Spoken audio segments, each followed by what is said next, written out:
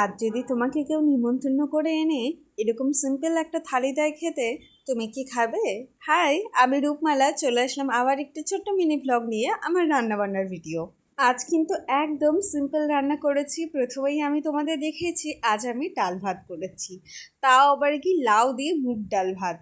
দুদিন আগে বাজারে গিয়েছিলাম, সেখান থেকে আমি একটা কচি লাউ এনেছিলাম, তবে একটা লাউ পুরোটা আমি একা খেতে পারবো না, কারণ আমি একাই থাকি আর আমার একার জন্য যতটা পরিমাণ করা দরকার ঠিক ততটাই করি।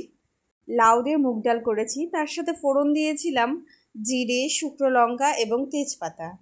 আর সাথে কিন্তু নামানোর আগে আমি একটু জিরের গুঁড়ো দিয়ে দিয়েছিলাম ডালের মধ্যে। ওদিকে তো আমার ডালের পর্ব শেষ, তারপরে ডালের সাথে আলু ভাজা না হলে একদম বেমানান হয়। আমি দুটো আলু কেটে নিয়েছিলাম, সেই আলুটাই হালকা হালকা করে ভাজা করছিলাম। আসলে এই আলু ভাজাটা কিন্তু যতই যা বলো উনুনে রান্না করলে বেশি ভালো হয়, কারণ সুন্দরভাবে ফ্রাই হয়। গ্যাসে যদিও বা আমি করছি, যতটা পারছি চেষ্টা করেছি আর একটু ভালো করার। সাথে শসা কেটে নিয়েছিলাম, শসা ছিল, আলু ভাজা ছিল এবং ছিল সাথে ডাল, আর ছিল গন্ধরাজ লেবু।